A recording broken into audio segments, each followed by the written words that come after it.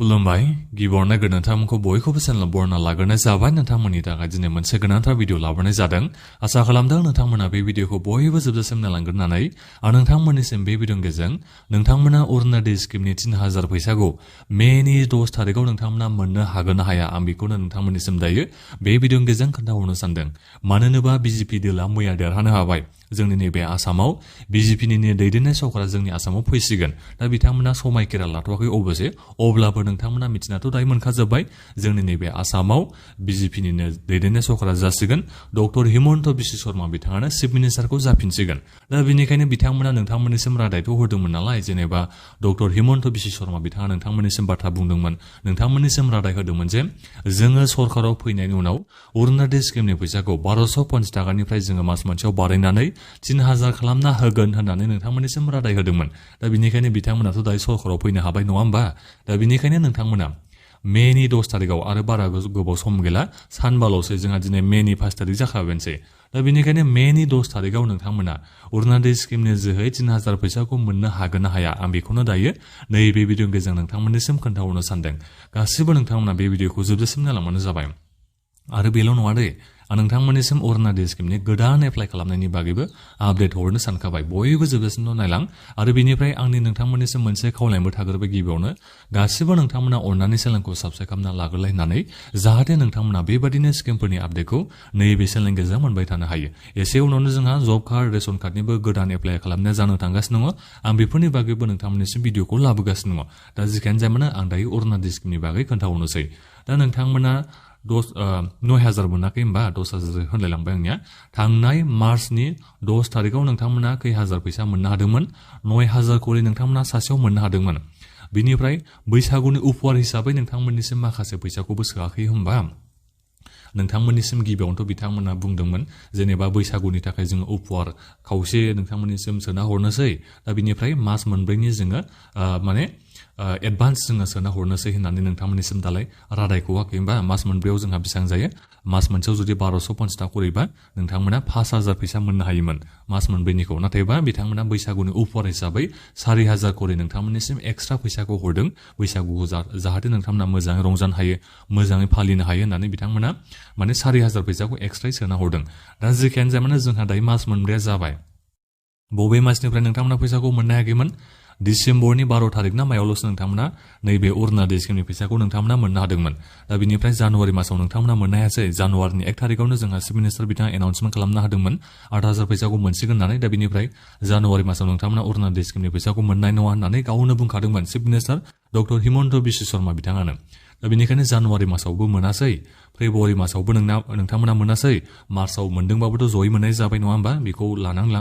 March लाबाय बिनिफ्राय April दा खै मास जाखो नोंथांमोना सानदो जानुवारिनिफ्रायनो मोनाखै बिनिफ्राय एप्रिलसिम मास मोनब्रै जाबाय दा बेनिखायनो जाखिनि एडभान्स बिथांमोना फैसा नोंथांमोननिसिम सोना होदोंमोन अरुणोदय स्किमनि थाखाय 5000 जेनेबा उपहारखौ लाफायाबा बैसागुनि नैबे जा उपहार हरदोंमोन 4000 बेखौ लाफायाबा 5000 नोंथांमोना मोननांगौमोन मास मोनब्रैनि थाखाय दा नोंथांमोननि बे मास मोनब्रै दायो जोब्बाय दायो जोंहा मे मास हाबबाय दा बेनिखायनो नोंथांमोना नैबे अरुणोदय स्किमनि 3000 फैसा नङाबाबो 1250 फैसाखौ मेनि 10 थारिखआव नोंथांमोना मोनगोनखौ आसाखौ लाबानो जाबाय दायो 100% बेखौ बुंहरनो हानाय जायाखै मानो होनोबा दाबो समायखिरा बिथांमोना लायाखै नालाय जेनेबा बिथांमोना समायखिराखौ जुदि मेनि 10 थारिखनि उनाव लायोबा नोंथांमोना अरुणोदय स्किमनि फैसाखौ नैबे मेनि 10 थारिखआव नोंथांमोना मोनाबो जानो हागौ जोंहा दिनै मेनि 5 थारिख जाखाबाय नालाय दा बेनिखायनो बिथांमोना जुदि समायखिराखौ बावैसोनो लायोबा गाबोन समफोरनो जुदि लायोबा बिथांमोना समायखिरा लाखांनायनि उनाव नोंथांमोननिसिम प्रेस कनफारेन्सखौ खालामनो हाखागोन मिडियाफोरजों बिथांमोना बाथ्रा रायलायखागोन खोथा बाथ्रा बिथांमोना बुंखागोन नोंथांमोननिसिम माखासे आपडेट हरगोन दा बेनिखायनो बिथांमोना 10 थारिखनि सिगांनो सरकारखौ खालामोबा नैबे अरुणोदय स्किमनि फैसाखौ नोंथांमोना मोनगोनखौ आसाखौ लाबानो जाबाय दा बे आरो मेनि 10 थारिखआव नोंथांमोना मोनगोनखौ आसाखौ ला नाथायबा जुदि सरकारखौनो बिथांमोना उनाव बानायोबा नोंथांमोना अरुणोदय स्किमनि फैसाखौ मोनगोना एसे सान्सआ खम जाहैगोन नोंथांमोना एसे नेनांगौ जाहैगोन नोंथांमोना जुन मासफ्रावसो मोनगोनखौ आसाखौ लानो हागोन दा बिनिफ्राय नोंथांमोना जुदि मोनोबा बेसेबां मोननो हागोन 1250 फैसाखौसो मोनगोन ना 3000 जा बिथांमोना रादाय होदोंमोन इलेक्सननि समाव सरकार फैनाय लोगो लोगो जोङो जेनेबा अरुणोदय स्किमनि फैसाखौ जोङो 3000 खालामना होगोन होननानै जा बिथांमोना रादाय होदोंमोन दा बिथांमोना 3000 फैसाखौ सोनो हागोन ना 1250 थाखा फैसाखौ सोनो हागोन दा बिथांमोना नैबे 1250 थाखा फैसाखौनो सोनो हागोन आंनि बादिबा मानो होनोबा बिथांमोना फेस मेनारावसो फैसाखौ बारायगोन होननानै नोंथांमोननिसिम रादायखौ होखादोंमोन खेबसेनो बिथांमोना 3000 फैसाखौ बारायना होआ जानो हागौ बिथांमोना गिबियावनो 1500 बेबादि खालामनो हागौ बिनि उनाव 2000 बिनि उनाव जेब्ला फैबाय थानाय इलेक्सना जानो थांगासिनो जाहैगोन जेब्ला 2031 2030 बेबादि समाव जा इलेक्सन जाहैगोन दा बै खाथि इलेक्सनावसो बिथांमोना 3000 खौ खालामहैनोबो हागौ अरुणाचल स्किमनिखौ दा बेखौ बुंनो हाला दा जेखियानो जामानो बिथांमोना बावैसोनो बारायनाय नङा नैबे अरुणाचल स्किमनि फैसाखौ नोंथांमोना 1250 थाखा फैसाखौनो मोनबाय थागोन बिनि उनावसो बिथांमोना 1500 2000 3000 सिम बेबादि बारायलांनो हागौ बे जाहैबाय अरुणाचल स्किमनि आपडेटआ नोंथांमोना फैसाखौ मोनोबा मेनि 10 तारिखआव जोबोद मोजां जागोन नाथायबा दा नैबेखौ फिक्स जाग्रोनांगोन जे बिथांमोना सखाखौ माला दागोन दा जेनेबा देरहाजोब्बाय अब्लाबो बिथांमोना समायखिरा लानांगौ नालाय बिथांमोना समायखिरा लानायनि उनावसो बिथांमोना सोर मिनिस्टार जागोन सोर चिफ मिनिस्टार जागोन डक्टर हिमन्त बिश्व शर्मा बिथाङानो चिफ मिनिस्टार जाफिनगोन ना मागोन दा बेखौ बिथांमोना थिरांथा खालामखांनायनि उनावसो समायखिरा बिथांमोना लाखांनायनि उनावसो बिथांमोना 3000 ना 12000 फैसाखौ 1250 फैसाखौ सोगोन दा बेखौ जोङो सरकार जाखांनायनि उनावसो जोङो बेखौ मिथिना मोनगोन आरो दा बे जाहैबाय दा जेखियानो जाया मानो नोंथांमोना मोनगोनखौ एसे आसाखौ लानो हागोन जुदि मे मासाव नोंथांमोना मोनाबा डाइरेक्ट जुन मासाव नोंथांमोना मोनगोनखौ आसाखौ लाबानो जाबाय दा बिनिफ्राय गोदान एप्लाइनि बागै गोदान एप्लाइया नोंथांमोना बयबो एप्लाइ खालामनो हागोन टेनसन गैया नोंथांमोननिसिम जेनेबा